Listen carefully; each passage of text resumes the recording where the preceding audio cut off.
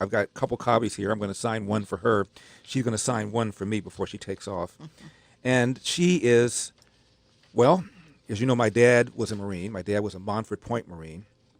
Right after Pearl Harbor, my dad joined the Marines.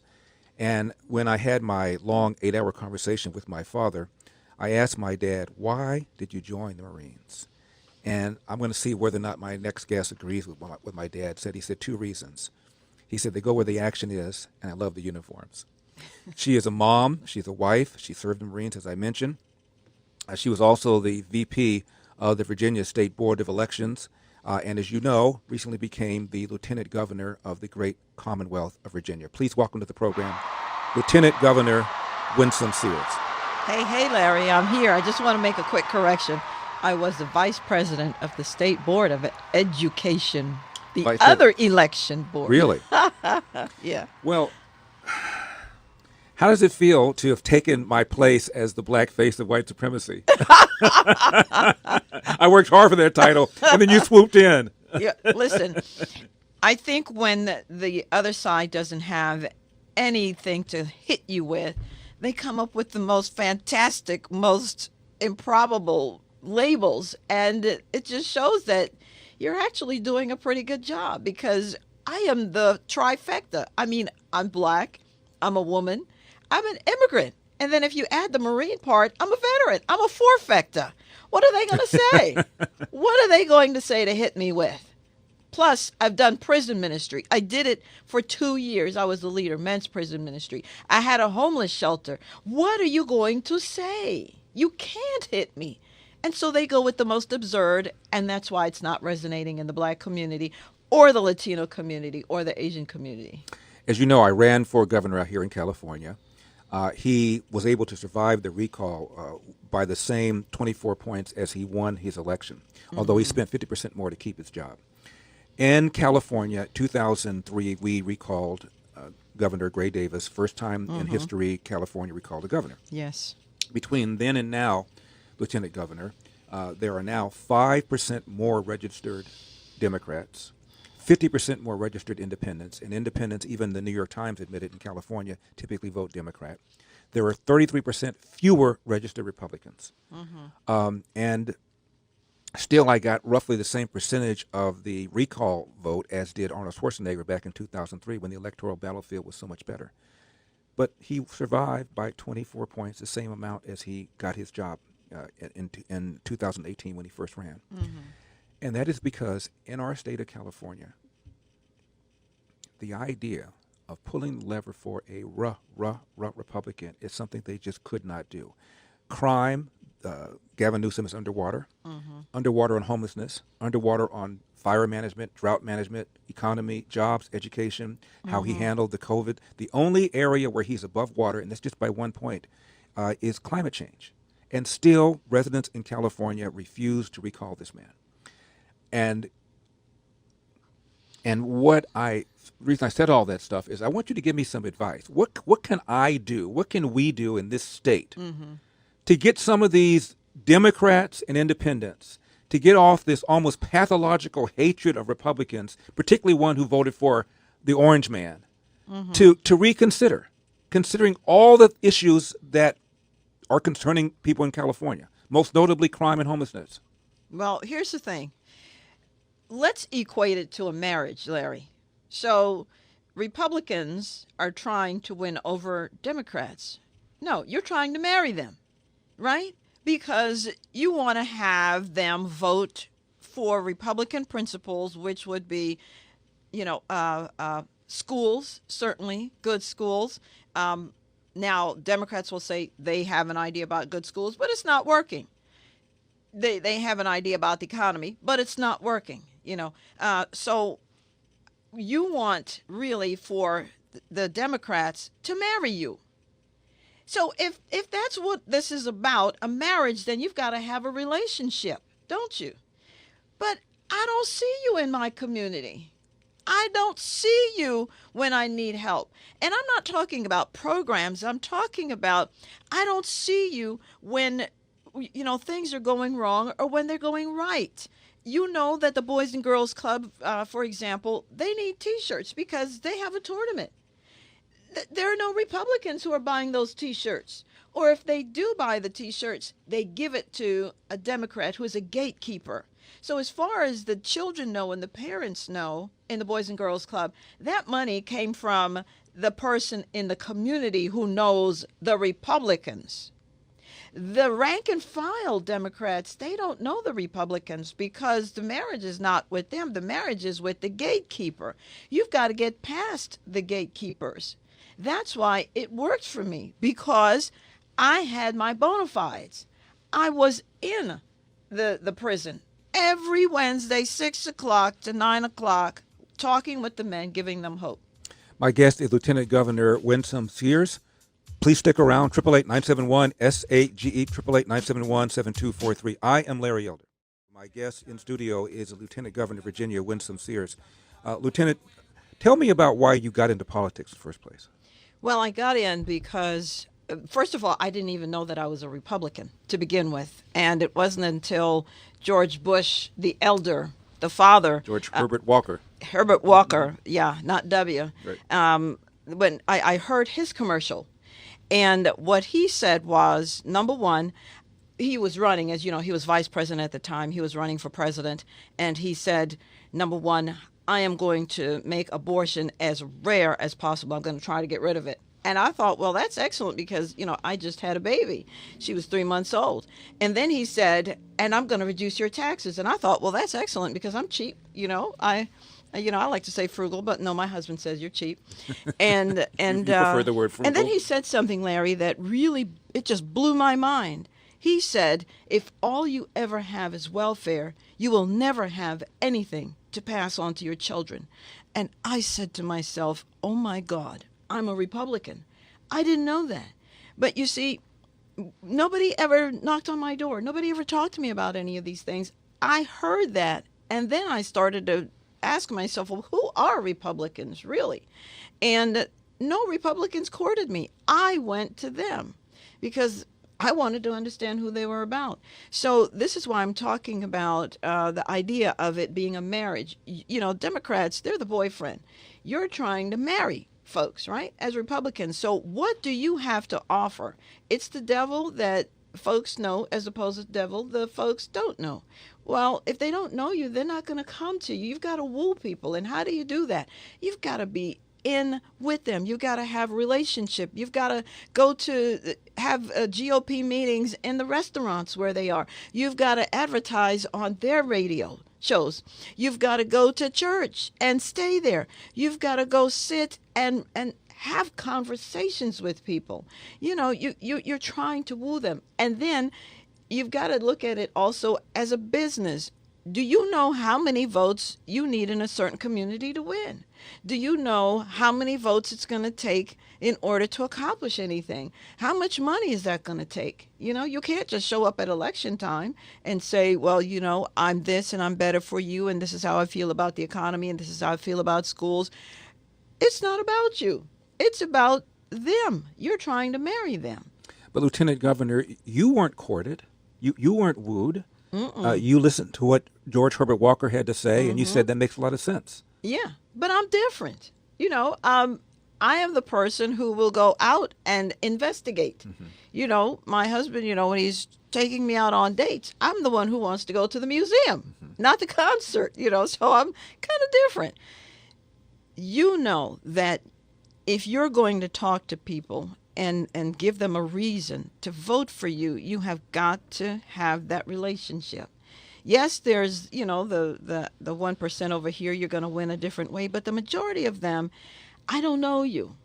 You say that you're going to improve my schools, but as far as I know and what my boyfriend, the Democrats, keep telling me is, no, you're going to give it to the white folks. I mean, let's get right down to it.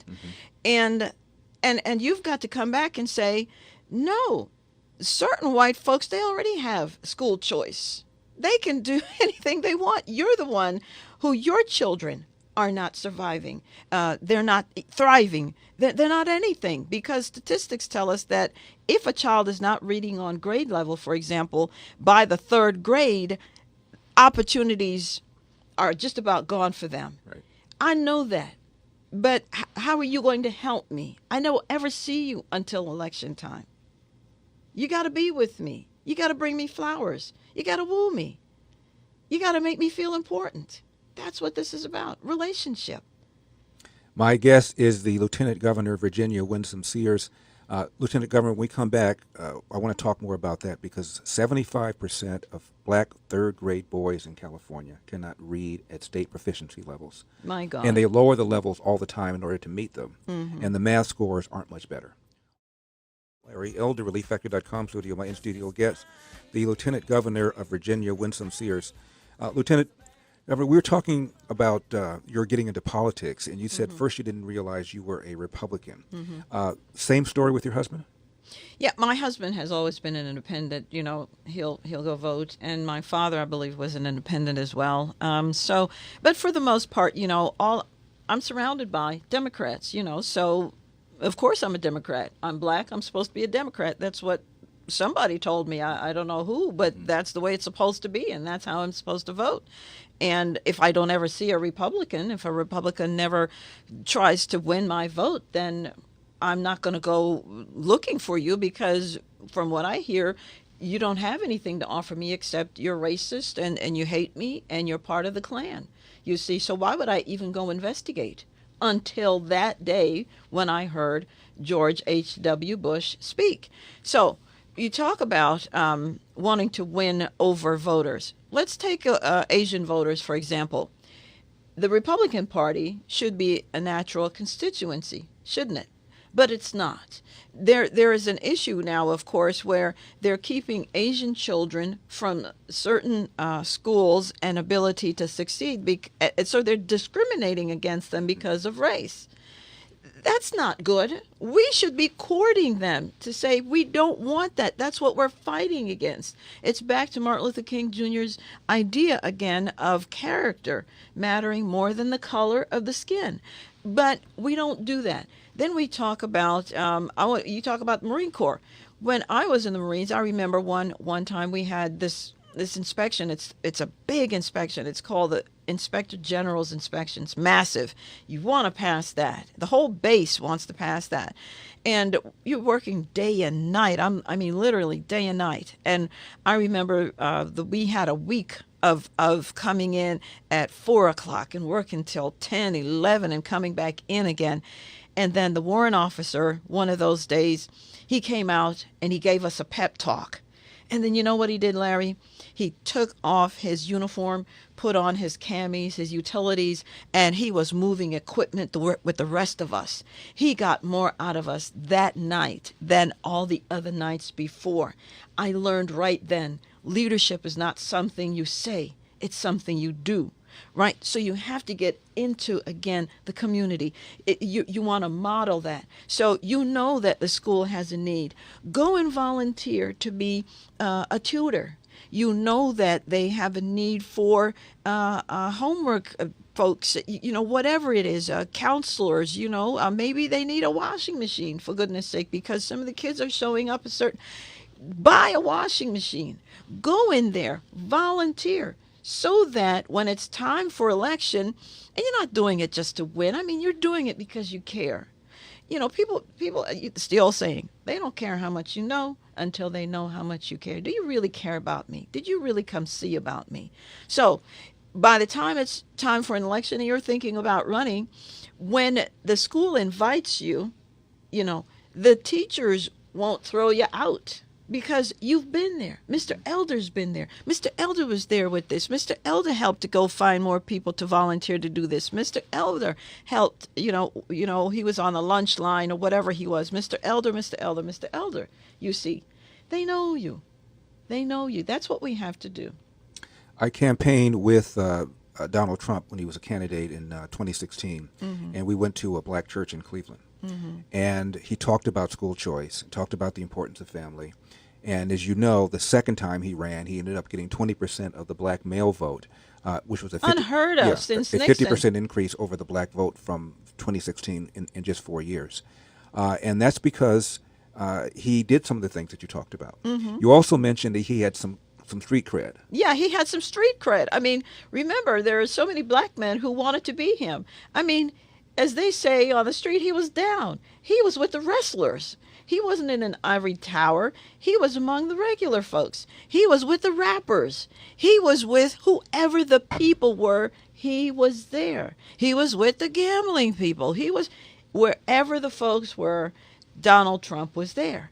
And so he wasn't an unknown. People wanted to be like him.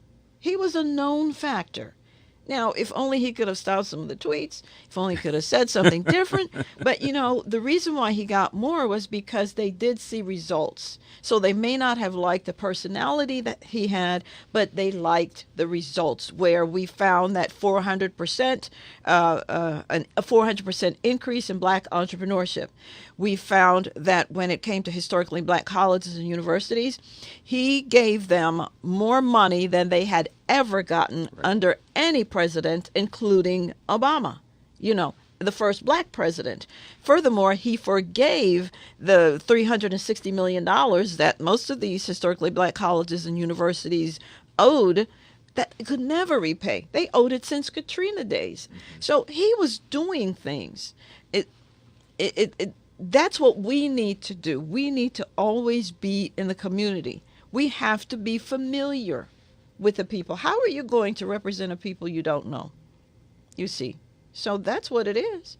45 seconds left in this segment. Lieutenant Governor, you didn't talk to us about why you got into politics. Well, I got in this time because I've been gone for 20 years. I had my time. It was time for somebody else to take the stage. But I saw that our children aren't learning. The same numbers you're talking about in Virginia, by the time our children get to the 8th grade, 85% of black children can't do math. And by the way, 85% of them are also functionally illiterate. They could not read the instructions on a pill bottle. And it gets worse. 70% of Latino children can't read. 35% of Asian children, so white children is 45%. And I looked at the field of lieutenant governors and candidates, and I said, we're not going to win. And we've got to win for the sake of the children. 888-971-SAGE is the number. My guest in studio, Lieutenant Governor of Virginia, Winsome Sears. We'll get back to that in just a second. In studio with Lieutenant Governor of Virginia, Winsome Sears. Lieutenant Governor, you and I are having dinner later on, are we? Are we not? I believe we are. We are. Are you paying? No, I'm a Republican. You're paying. We're having a courtship here. I thought you were going to pick up the tab. Our last few minutes. I mentioned my dad joined the Marines because he said to go where the action is, and he loved the uniform. Why did you join the Marines? Well, I joined the Marine Corps because when my grandmother died, I was 18 years old at the time. I was supposed to go to college the very next month. I was all set, everything, my courses, my books were bought. But when she died, I looked at her in the casket and I thought, well, what's the purpose of life if you're just going to die? All the good that she did, all the love she loved, she's dead. You see, I knew the Lord, but I was 18 years old. What do I really know? And I just thought my life was over. And I saw a Jet magazine. I flipped it open. There was a Marine Corps advertisement. This was in Jamaica. It was in Jamaica.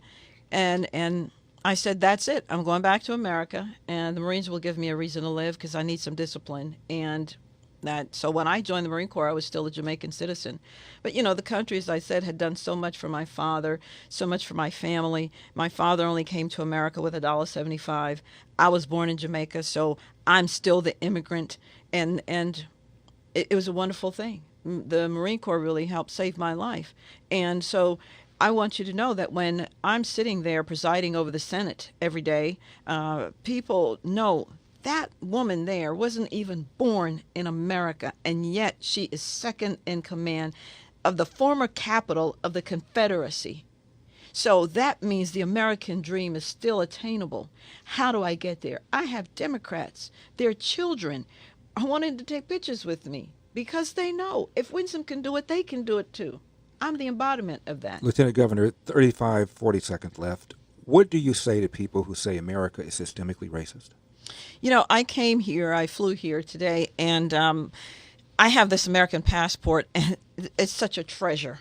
It's such an absolute treasure. And I'm just going to throw at those people what Kamala Harris has said. We are in California. She's from California. She said, America is not a racist country. She said that.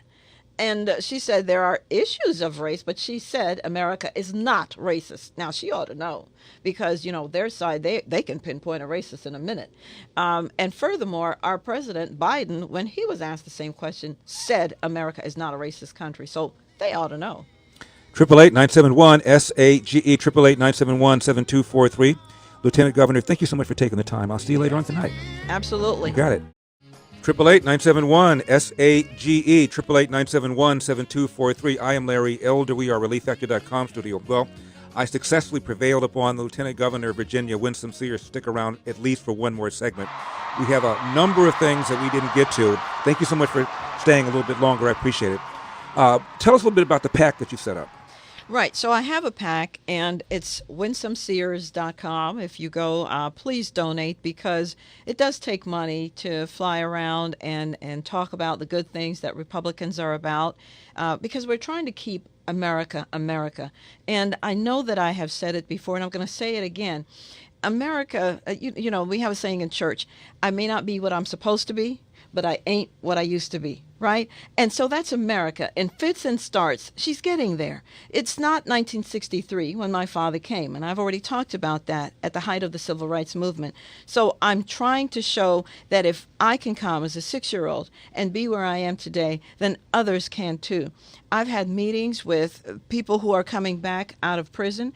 We've talked about parole. We've talked about bail. We've talked about so many different things. We've talked about how to get jobs into those communities, and it takes money to do that. When I hear that we have a fledgling class of little girls who are graduating and they don't have the funds to even buy the cake, it takes money to do that. I can make that donation. You see, I'm building bridges, I'm building friendships, I'm building trust, because the fact of the matter is, the Democrats aren't going to do that. They don't ever do that kind of stuff, but we do. But what we have is some mediator, some go-between, the gatekeeper.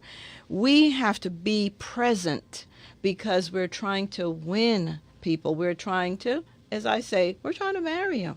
You can't marry somebody from afar. This is not those days.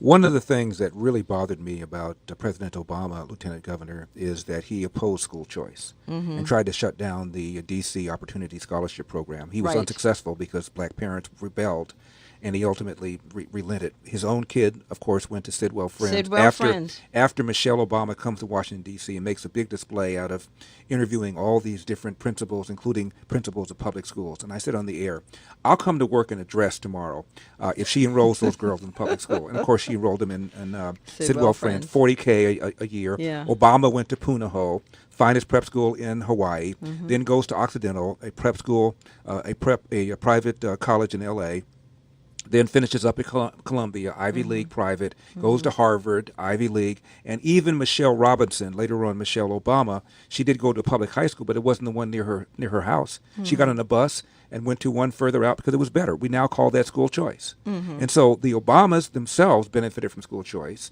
The girls did, yet he does not want school choice for black and brown kids living in the inner city. It's just, to me, one of the most offensive things about the Democratic Party. Here's what I like about America, that they had the ability to make that choice. We want that choice for all children.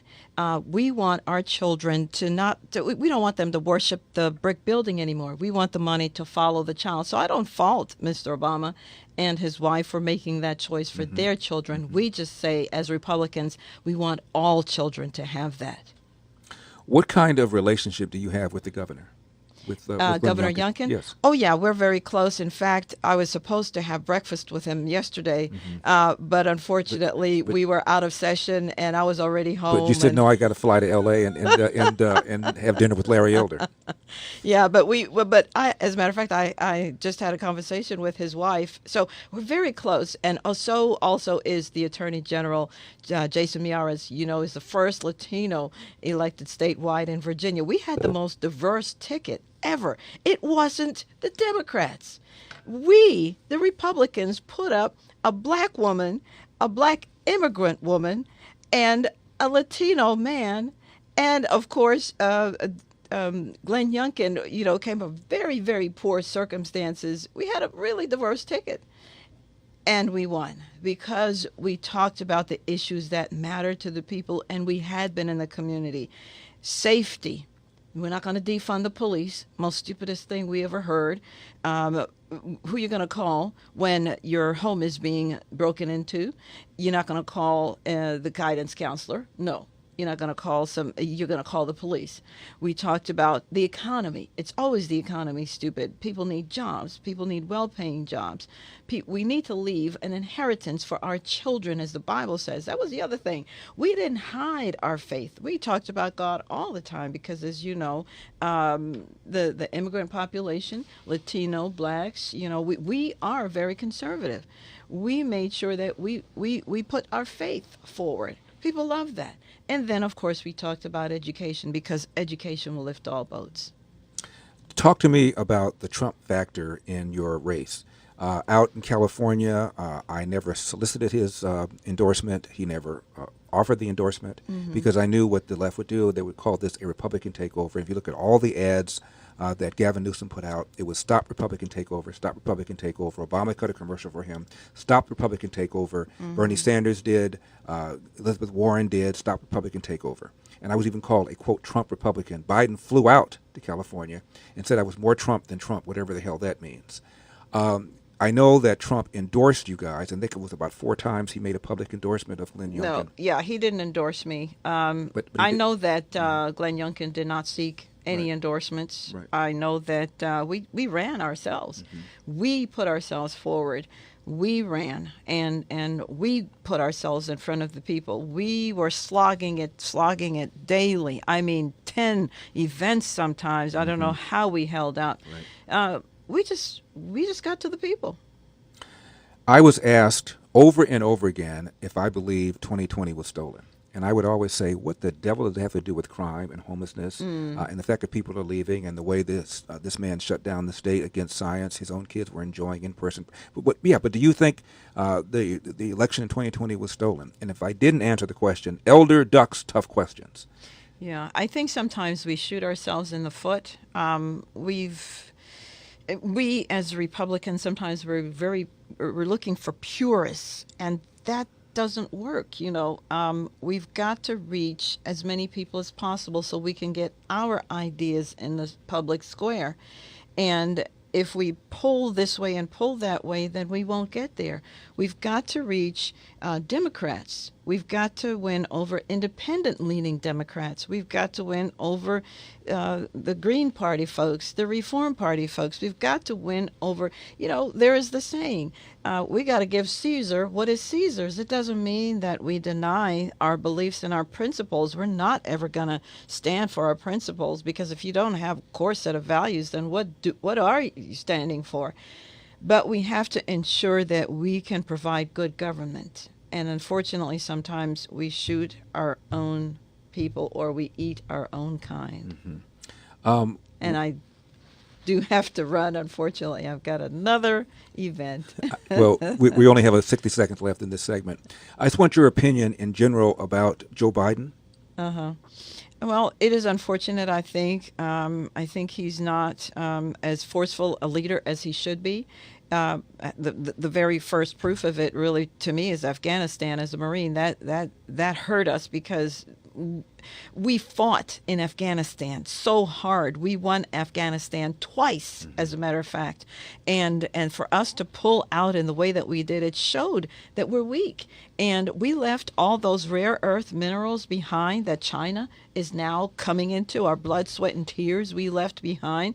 We left behind those people, the Afghanis, who were wonderful to us. They were our interpreters. We left them behind. We left Americans behind. There are still Americans there.